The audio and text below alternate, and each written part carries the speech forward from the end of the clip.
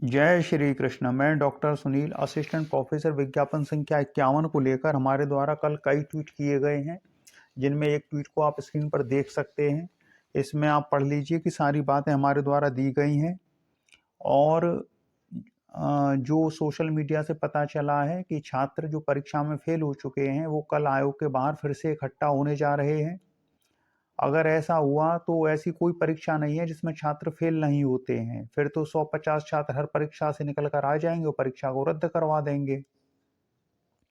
जब तक परीक्षा में भ्रष्टाचार का व्यापक साक्ष्य नहीं होता है, विस्तृत न्यायिक जांच नहीं होती है। अब उत्तराखंड का उदाहरण दे रहे हैं। उत्तराखंड के उदाहरण में जांच हुई है, बाकायदा न्यायिक जांच हुई है। यहाँ पहले से ही निगरानी समिति इन्वॉल्व है मूल्यांकन कार्य में। असल में ये वो छात्र हैं जिन्होंने ओएमआर जमा किया था अंदर भरने के लिए, लेकिन वो अंदर भर नहीं पाई और अटेम्प्ट क्वेश्चन भी लिख नहीं पाई, तो न इधर के रहे न उधर के रहे। अब कुछ विषयों में इनका प्रश्न ठीक था, लेकिन वहाँ इन्होंने जो कॉलम था उसको ब्लैंक छोड़ा हुआ था। साजिश थी इनकी, और यही लोग कट ऑफ को ऊपर पहुंचा देते हैं 90-95। इस बार चूंकि एग्जाम के अगले दिन से ही एसटीएफ सक्रिय हो गई है, तो और एसटीएफ की निगरानी में ही उनके बंडल खोले गए हैं ओएमआर शीट के, तो किसी का कोई जुगाड़ चल नहीं पाया। तो अब ये परेशान हो रहे हैं कि क्या किया जाए। हो सकता है इनको आयोग के भीतर से भी कोई सहायता मिल रही हो, जो इनको कह रहा हो कि आओ आयोग पे दबाव बनाओ, लेकिन ये बड़ी मूर्खतापूर्ण बातें हैं। कोई परीक्षा ऐसे रद्द नहीं होती, उसके लिए बड़ी विस्तृत जांचें होती हैं और बड़े साक्ष्य होते हैं। जैसे आरओ का पेपर था, वो जितने भी कैंडिडेट थे उनके व्हाट्सएप पर पहुंच गया था। अब पीसीएस 2018 का ले लीजिए, जो मेंस था, जब हम हिंदी का पेपर दे रहे थे 18 पीसीएस मेंस का, और जब देकर बाहर आए तो नोटिस बोर्ड पर चिपका हुआ था नोटिस कि निबंध विषय का प्रश्न पत्र नहीं होगा। बाद में पता चला कि इलाहाबाद में कहीं हिंदी विषय का प्रश्न पत्र आउट हो गया था। और उससे पहले ये जो फिर पेपर हुए हैं उसमें परीक्षा नियंत्रक को पकड़ा गया था और 9 महीने जेल हुई थी। आप जो कुछ दिन पहले सोशल मीडिया में अभियान चला रहे थे कि परीक्षा नियंत्रक को हटाया जाएगा जल्दी ही, तो क्या हुआ कि बहुत बड़े विकेट गिरने वाले हैं।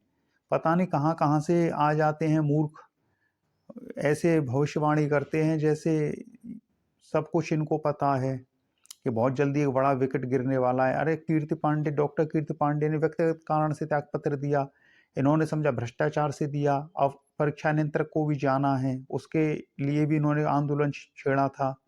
ज्ञापन जो देकर आए थे पिछली बार आयोग जाकर, उसमें परीक्षा नियंत्रक को हटाने की भी बात थी।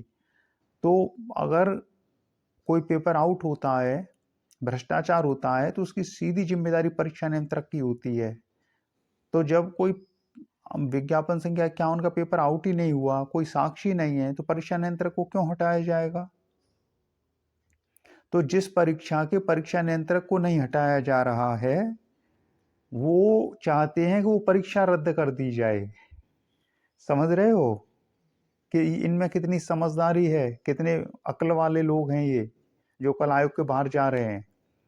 मतलब जो परीक्षा हो चुकी है, जिसका रिजल्ट आ चुका है, जिसका परीक्षा नियंत्रक आयोग के भीतर है, परीक्षा नियंत्रक को नहीं हटाया गया है, वो परीक्षा रद्द कर दी जाए। क्यों? क्योंकि इनका चयन नहीं हुआ। और ये सब एक जाति के हैं। एक जाति का अर्थ है सब फेल हैं, और इसमें वो सभी फेल सम्मिलित नहीं है, क्योंकि सारे फेल थोड़ी आंदोलन कर रहे हैं। ये कुछ 150 छात्र हैं, 150 भी नहीं है, 50 के नीचे हैं। ये जो फेल हो जाते हैं वो अगली बार के लिए तैयारी करते हैं। ये वो जुगाड़ वाले हैं जिनका जुगाड़ तंत्र नहीं चल पाया एसटीएफ की सक्रियता के चलते। तो ये चाह रहे हैं अब ऐसे काम बनाया जाए। तो काम कैसे बन जाएगा? जब इसमें विज्ञापन संख्या के मूल्यांकन में निगरानी समिति में ADM city Satyam Mishra, additional SP Geetanjali Singh, additional SP STF Vishal Vikram Singh और उच्च शिक्षा निदेशालय के सहायक निदेशक अजीत कुमार सिंह सदस्य के रूप में सम्मिलित रहे। उनकी देखरेख में ओएमआर शीट एक ओएमआर शीट स्कैन हुई। कहाँ से भ्रष्टाचार हो गया?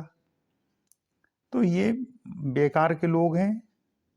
ये वहाँ घोषणा करने जा रहे हैं कि हम फेल हो चुके हैं, परीक्षा रद्द कर दो ताकि हमें एक चांस मिल जाए। ऐसे 50 छात्र आगे परीक्षा रद्द करवाने लग गए तो हो गया काम। पूरी निगरानी समिति की देखरेख में परीक्षा हुई है। शासन की निगरानी में होगी असिस्टेंट प्रोफेसर की भर्ती। पहली बार व्यवस्था चयन प्रक्रिया 4 सदस्यीय टीम के जिम्मे। 14 जून की न्यूज है। और जब फेल हो गए हैं तो उनको भ्रष्टाचार का मुद्दा दिखाई पड़ रहा है। तो हमारा फिर से आपसे यही कहना है कि जो चयनित हैं वो प्रयागराज के निवासी हैं, आपस में बातचीत कर लीजिए, एक दूसरे को अपना मोबाइल नंबर दे दीजिए। आप कहते हैं हम चैट ग्रुप का जो ग्रुप बनाया है उसका चैट रूम एक्टिव कर दें। अभी वो ग्रुप नया है, उसमें चैट रूम नहीं दिखाई पड़ रहा है, तो कहाँ से उसको किया जाए एक्टिव। तो वहाँ जो कमेंट बॉक्स है उसी कमेंट बॉक्स में आपस में बातें कर लीजिए, या कुछ बातें पर्सनल हो तो एक दूसरे को नंबर शेयर कर लीजिए, वहाँ बात कर लीजिए। आपको कोई भीड़ लेके आयोग थोड़ी जाना है। 10 छात्र भी बहुत हैं। 10 छात्र जो जिनका इंटरव्यू कॉल हुआ है, आयोग जाकर एक प्रार्थना पत्र दे आए कि हमारा इंटरव्यू जल्दी शेड्यूल करवा लिया जाए। 25 सितंबर से प्रस्तावित था, जिसको आयोग द्वारा स्थगित कर दिया गया असफल छात्रों से प्रत्यावेदन लिए जाने के कारण। अब वो कारण हट गया है, पता चल गया है कि कॉलम नहीं भरा था, इसलिए ये सब बाहर हुए हैं। तो हमारा इंटरव्यू जल्दी शेड्यूल करवा लिया जाए। निवेदक समस्त प्रतियोगी, समस्त इंटरव्यूअर, असिस्टेंट प्रोफेसर, विज्ञापन संख्या 51। और जो वहाँ उपस्थित रहे वो अपना नाम और मोबाइल नंबर लिख दें उसके नीचे और दे दें उनको। आयोग के सचिव महोदय से मिलके, सचिव महोदय से मिल लीजिएगा आयोग में, या परीक्षा नियंत्रक जी से मिल लीजिए, या अध्यक्ष जी से मिल लीजिए। तो ये रद्द होने वाली बात तो भूल ही जाइए। रद्द कुछ नहीं होने जा रहा है, इनके ऊधम करने से कुछ नहीं है। ऐसे तो हर बार छात्र इकट्ठे होके आ जाएंगे, दोबारा परीक्षा होगी, इनमें से कुछ पास होंगे कुछ फेल होंगे, तो जो फेल होंगे वो फिर इनके खिलाफ ही आंदोलन खड़ा कर देंगे।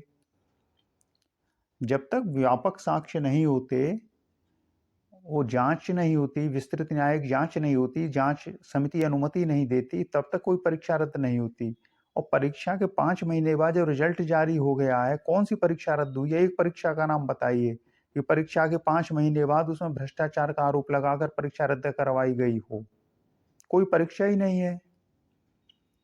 अनुचित दबाव बनाना है और फेसबुक ग्रुप में बैठ के मजे करना है, तड़क भड़क वाली पोस्ट करनी है, क्योंकि खाली है, खाली है। तो चलिए फिर इसी के साथ जय श्री कृष्ण। और जिनको जुड़ना है वो ट्विटर पर जुड़ जाइए, ये हमारी अकाउंट आईडी है, ट्विटर हैंडल है। यहाँ पर हमको मैसेज कर दीजिएगा ट्विटर पर डॉक्टर सुनील PhD। यहाँ हम आपके मैसेज देख लेंगे और समय मिलने पर रिप्लाई कर देंगे आपको। तो चलिए फिर इसी के साथ जय श्री कृष्ण।